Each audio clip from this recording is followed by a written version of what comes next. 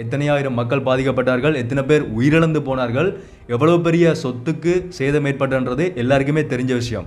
So அதே நிலைமை இங்கே இலங்கையில் இருக்கிற கொழும்புக்கோ யாழ்ப்பாணத்துக்கோ உருவாகி கொண்டிருக்குது. அதை இப்போவே நாங்கள் தடுக்கலைன்னு சொன்னால் அதே மாதிரியான பெரிய அளவிலான அழிவுகள் இலங்கைக்குள்ளேயும் உருவாகலாம்.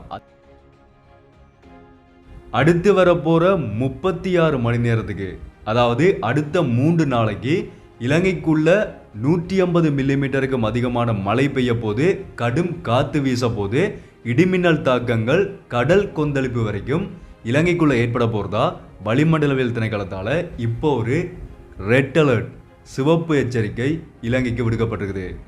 இலங்கையை சுற்றி இருக்கிற கடல் பரப்புகளில் மீன்பிடிக்க போக வேணாம்னு சொல்லி, அதே மாதிரி யாழ்ப்பாண தீவுகளுக்கு இடையிலான அந்த கடல் போக்குவரத்து அடுத்த மறு அறிவித்தல் கொடுக்கும் வரைக்கும் இப்போ நிறுத்தப்பட்டிருக்குது. அதே மாதிரி மக்கள் எல்லாரையுமே அவதானமாக இருங்கன்னு சொல்லி ஒரு எச்சரிக்கை இப்போ இலங்கை முழுக்க விடுக்கப்பட்டிருக்குது. லாஸ்ட் வீடியோவில் தான் இலங்கையினுடைய காலநிலை மிகப்பெரிய அளவில் மாறி இருக்குன்னு சொல்லி A to Z ஃபுல்லாகவே என்ன நடந்து கொண்டிருக்கின்றதை தெளிவாக நான் எக்ஸ்பிளைன் பண்ணியிருந்தேன். இப்போ அந்த சீரற்ற காலநிலையினுடைய தாக்கம் இலங்கைக்குள்ள ஆரம்பிக்கப்பட்டிருக்குது. அது மட்டும் கிடையாது, இலங்கைக்குள்ள இருக்கிற கொழும்பு, யாழ்ப்பாணம் இந்த 2 மாவட்டங்களும் ஒரு மிகப்பெரிய அச்சுறுத்தலான சூழ்நிலையை இப்போ எதிர்கொள்ள போது. இப்போ வரைக்கும் யாருமே உங்கள்கிட்ட சொல்லாத ஒரு விஷயத்தை தான் இந்த வீடியோவில் இந்த 2 மாவட்டங்கள் தொடர்பாகவும் நான் சொல்ல போகிறேன். இது வரைக்கும் யாருமே எனக்கு தெரிஞ்சு இந்த விஷயத்தை பற்றி பேசலை. ஸோ ஃபர்ஸ்ட் டைமாக நாங்கள் பேச போகிறோம். அது கண்டிப்பாக எல்லாருமே தெரிஞ்சு கொள்ள வேண்டிய ஒரு முக்கியமான விஷயமா இருக்க போகுது. ஸோ என்ன விஷயம்ன்றதை என்னதான் நிலையக்குள்ள நடந்து கொண்டிருக்கின்றதை தெளிவாகவே நான் முதல்ல இருந்தே சொல்கிறேன். அனைவருக்கும் வணக்கம். நான் உங்கள் BK கரிகாலன். அதுக்கு முதல் இந்த மாதிரியான எல்லா விதமான அப்டேட்ஸையுமே உடனுக்குடனே நீங்கள் தெரிஞ்சு கொள்ளணும்னு சொன்னால் மறக்காமல் சப்ஸ்கிரைப் பண்ணி இந்த பெல் ஐக்கனை கிளிக் பண்ணி ஆல் ஆப்ஷன் வச்சுக்கொள்ளுங்க. அப்போ தான் நான் அப்லோட் பண்ணுற எல்லா விதமான இன்ஃபர்மேட்டிவான அப்டேட்ஸும் தொடர்ந்து உங்களுக்கு உடனுக்குடனே நோட்டிஃபிகேஷன் வரும். அதே மாதிரி இந்த வீடியோவை லைக் பண்ணுறதுக்கு மறந்துடாதீங்க. வீடியோட கடைசியில் முடிஞ்ச வரைக்கும் எல்லா இடத்துலையுமே ஷேர் பண்ணி விட்டுருங்க. யாராவது நான் பர்சனலாக ஃபாலோ பண்ணணும்னு வச்சிங்கன்னு சொன்னால் இன்ஸ்டாகிராமில் போய் BK கரிகாலன் சர்ச் பண்ணிங்கன்னு சொன்னால் ப்ரொஃபைல் வரும். அங்கேயே மறக்காமல் ஃபாலோ பண்ணிக்கொள்ளுங்க. ஓகே, நான் லாஸ்ட் அப்லோட் பண்ண வீடியோ பார்த்தாக்கள் எல்லாருக்குமே தெரிஞ்சிருக்கும். அந்த வீடியோவில் மென்ஷன் பண்ணியிருப்பேன். இப்போ இலங்கைக்குள்ள தென்மேல் பருவப்பெயர்ச்சி மழை பெய்கிற ஒரு காலகட்டம். ஸோ இந்த தென்மேல் பருவப்பெயர்ச்சி மழையில் இப்போ சீரற்ற காலநிலை உருவாகி இருக்கிற காரணத்தினால தான் இலங்கைக்கு இந்த ரெட் அலர்ட், சிவப்பு எச்சரிக்கை இலங்கையினுடைய வளிமண்டலவியல் திணைக்களத்தால் இப்போ கொடுக்கப்பட்டிருக்குது. முக்கியமாக இலங்கைக்குள்ளே இருக்கிற மேல் மாகாணம், சப்ரகமுவ மாகாணம், மத்திய மாகாணம், வடமேல் மாகாணம், தென் மாகாணம், வடக்கு மாகாணம் இந்த மாகாணங்கள் தான் இந்த தென்மேல் பருவப்பெயர்ச்சி மழை காரணமாக இப்போ கடுமையாக பாதிக்கப்பட போகுது. அதாவது கண்டி, நுவரெலியா, சப்ரகமுவ மாகாணம், மத்திய மாகாணம் இந்த இடங்களில் 150 மில்லிமீட்டருக்கும் அதிகமான கடுமையான மழை பெய்யறதுக்கான வாய்ப்பு இருக்கிறதாகவும், அதே மாதிரி வடமேல் மாகாணம், வடக்கு மாகாணத்தில் 100 மில்லிமீட்டருக்கும் அதிகமான மழை பெய்ய போகிறதாகவும், காற்று கிட்டத்தட்ட 50 to 60 கிலோமீட்டர் வேகத்தில் காற்று வீசக்கூடிய ஒரு அபாயம் இருக்கிறதாகவும் வளிமண்டல திணைக்களத்தால் வெளியிடப்பட்ட அறிக்கைகளில் இப்போ குறிப்பிடப்பட்டிருக்குது. ஒரு சீரற்ற கடுமையான ஒரு காலநிலை தான் அடுத்த 3 நாளைக்கு. இந்த தரவு எந்த நாளைக்கு கொடுக்கப்பட்டிருக்குன்னு சொன்னால் அடுத்த 36 மணி நேரங்களுக்கு தான் இப்படிப்பட்ட ஒரு காலநிலை நிலவ போகிறதா வளிமண்டல திணைக்களத்தால் இப்போ எச்சரிக்கப்பட்டிருக்குது. அது மட்டும் இல்லாமல் மின்னல் தாக்கங்கள், இந்த மழையோடு சேர்ந்து இடிமின்னல் தாக்கங்களும் கடுமையாக ஏற்பட போகிறதாகவும், அதுக்கேற்ற மாதிரி மக்கள் தங்களை தயார்படுத்தி வச்சுக்கொள்ளுங்கன்னு சொல்லித்தான் வளிமண்டல திணைக்களம் இந்த விஷயத்தையும் ஒரு கடும் எச்சரிக்கையாக இப்போ கொடுத்திருக்கிறார்கள். இலங்கைக்குள்ள ஒவ்வொரு வருஷமும் 7,50,000 மக்கள் சீரற்ற காலநிலை மாற்றம் காரணமாக ஒவ்வொரு வருஷமே பாதிக்கப்பட்டு கொண்டிருக்கிறார்கள். கிட்டத்தட்ட $313 மில்லியன் இலங்கைக்குள்ள இந்த காலநிலை மாற்றத்தால் மட்டுமே ஒவ்வொரு வருஷமும் சொத்துக்களாக அழிவடைஞ்சு போகிறதா யுனைடெட் நேஷன்ஸால் ஒரு அறிக்கையில் சொல்லப்பட்டிருந்தது. யாராவது பார்க்கலன்னு சொன்னால் அந்த வீடியோ போய் செக் பண்ணி பாருங்க. ஸோ இந்த நிலைமை தான் இப்போ இலங்கைக்குள்ள ஒரு மோசமான நிலைமையாக போய் கொண்டிருக்குது. இப்போ வரைக்கும் இலங்கைக்குள்ள இருக்கிற 13 மாவட்டங்களில் இந்த காலநிலை மாற்றம் காரணமாக 2 பேர் ஏற்கனவே உயிரிழந்து போயிட்டார்கள். அதோடு சேர்த்து 17,325 குடும்பங்கள், அதாவது 67,865 பேர் இப்போ வரைக்குமே பாதிக்கப்பட்டிருக்கிறார்கள். இன்னும் இந்த பாதிப்புகள் தொடர்ந்தும் அதிகரித்து கொண்டே தான் போய்கொண்டிருக்குது. இந்த ரெட் அலர்ட் கொடுக்கப்பட்டதுக்கான பிரதானமான காலநிலை அபாய மாற்றங்கள் என்னவா சொல்லப்பட்டிருக்குன்னு சொன்னால், ஒன்று கடல் சீற்றம், கடும் மழை, பலத்த காற்று, இடிமின்னல் தாக்கம். இந்த 4 பாதிப்புகளையும் எதிர்கொள்றதுக்கு மக்கள் தயாராக இருந்து கொள்ளுங்க. இலங்கையினுடைய 82% மக்கள் இப்போ வரைக்குமே காலநிலை மாற்றத்துக்கு அடோப் ஆகலை, அதுக்கு தயார்படுத்தலைன்னு சொல்லியிருந்தான் யுனைடெட் நேஷன்ஸால் வெளியிடப்பட்ட அறிக்கையில் அதுவும் சொல்லப்பட்டிருக்குது. ஸோ அப்படி இருக்கும்போது எல்லா மக்களையுமே எச்சரிக்கையாக இருந்து கொள்ளுங்கன்னு சொல்லித்தான் வளிமண்டல திணைக்களம் இந்த அறிக்கையை வெளியிட்டிருக்கிறார்கள்.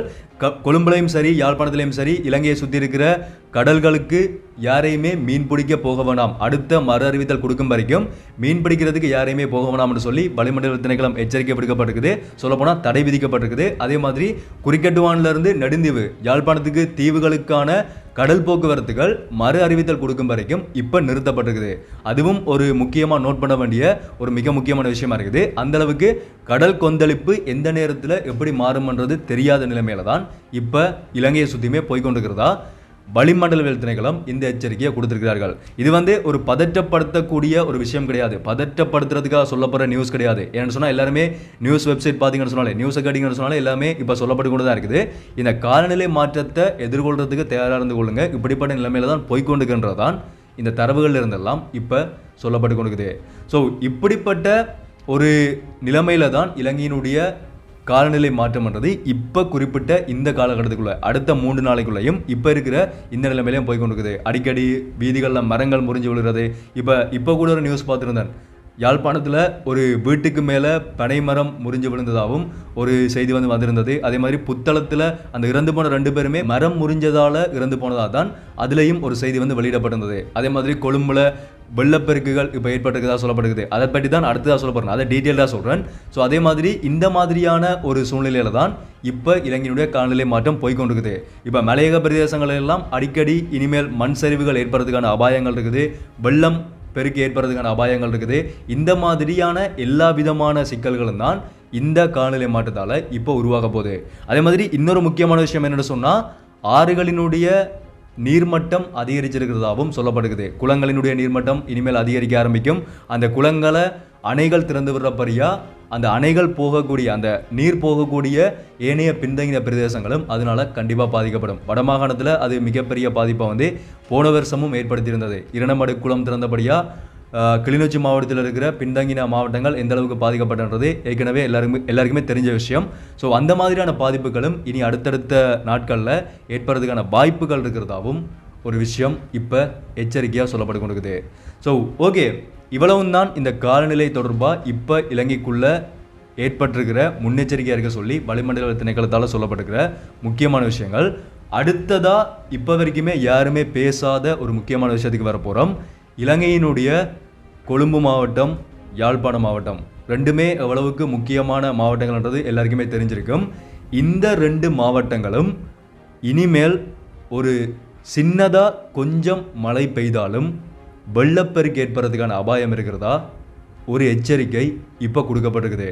அதாவது கொழும்பு மாவட்டத்தில் சிறிய மழை பெய்தாலும் உடனடியாக வெள்ளத்தில் மூழ்கக்கூடிய 27 இடங்கள் அடையாளம் காணப்பட்டிருக்குதா கொழும்பு மாநகர சபையினுடைய மாநகர ஆணையாளராலேயே ஒரு விஷயம் இப்போ சொல்லப்பட்டிருக்குது. ஏனென்று சொன்னால் அவ்வளவுக்கு கொழும்புக்குள்ள யாழ்ப்பாணத்துக்குள்ள பில்டிங்ஸ் இப்போ உருவாக்கப்பட்டிருக்குது. ஏற்கனவே சென்னையில் வெள்ளம் ஏற்பட்டது தானே, அதே மாதிரியான ஒரு சூழ்நிலை இலங்கைக்குள்ள கொழும்புலையும் யாழ்ப்பாணத்திலையும் இனிமேல் உருவாகலாம். நான் ஏற்கனவே அந்த வீடியோ அந்த சென்னையில் வெள்ளம் ஏற்பட்டதை பற்றி கதைக்கும் போது இந்த விஷயத்தை லைட்டாக மென்ஷன் பண்ணியிருந்தேன். அது இப்போ இலங்கையினுடைய அரசு தரப்பாலேயே உறுதிப்படுத்தப்பட்டிருக்குது. அந்த அளவுக்கு கட்டிடங்கள் கொழும்புக்குள்ளே உருவாக்கப்பட்டிருக்குது. யாழ்ப்பாணத்திலேயும் அதே நிலைமை இப்போ உருவாகி கொண்டு வருது.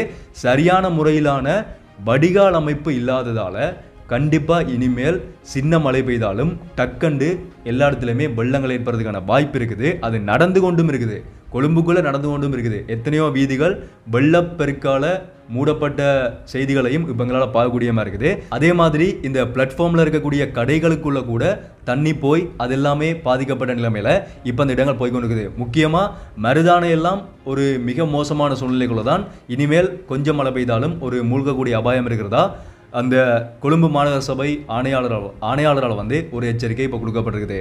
ஸோ இது கண்டிப்பாக இலங்கையினுடைய அரசாங்கமும் சரி இலங்கையினுடைய மக்களும் சரி அவதானம் செலுத்த வேண்டிய ஒரு முக்கியமான ஒரு பிரச்சனை.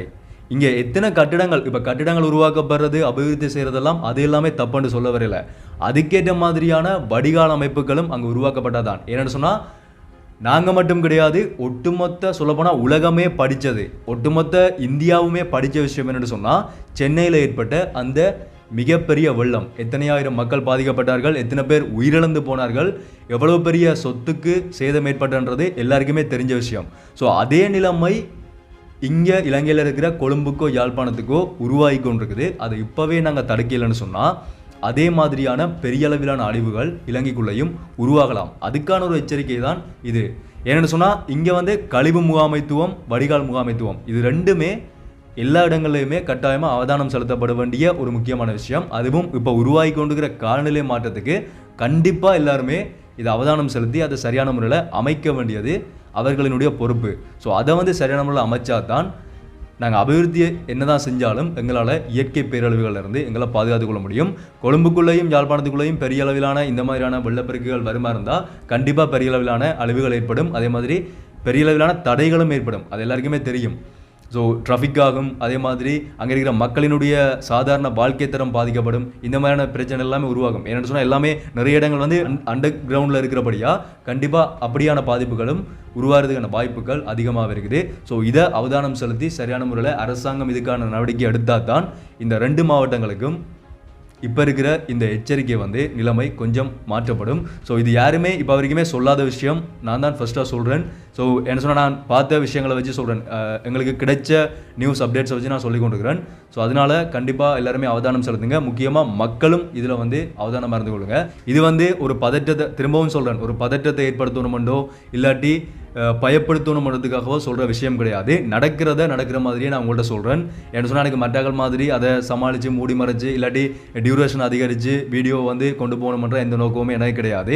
எனக்கு உண்மையாக நடக்கிற விஷயத்தை வந்து உங்கள்கிட்ட அப்படியே கொண்டு வந்து சேர்க்கணும். அதை மட்டும்தான் நான் பண்ணி கொண்டிருக்கிறேன். என்னை தொடர்ந்துமே ஃபாலோ பண்ணுறாங்களுக்கு அது நல்லாவே தெரியும்.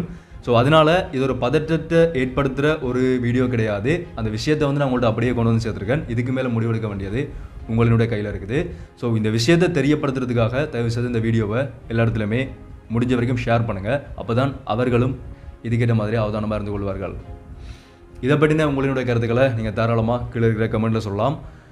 யாராவது நான் பர்சனலாக கனெக்ட் பண்ணணும்னு வச்சுக்கணும்னு சொன்னால் இன்ஸ்டாகிராமில் போய் விகே கரைகளான சர்ச் பண்ணி சொன்ன ப்ரொஃபைல் வரும். இல்லாட்டி இன்ஸ்டாகிராம் லிங்க் டிஸ்கிரிப்ஷனில் கொடுத்துருக்கேன், அதையும் கிளிக் பண்ணி கனெக்ட் பண்ணலாம். மறக்காமல் லைக் பண்ணி ஃபாலோ பண்ணி சப்ஸ்கிரைப் பண்ணி இந்த பெல் ஐகானை கிளிக் பண்ணி ஆல் ஆப்ஷன் வச்சுக்கொள்ளுங்க. அப்போ தான் அப்லோட் பண்ண வீடியோஸ் எல்லாமே தொடர்ந்து உங்களுக்கு அப்டேட்ஸாக உடனுக்குடனே நோட்டிஃபிகேஷனாக வரும். மீண்டும் ஒரு வீடியோவில் சந்திப்போம். நன்றி.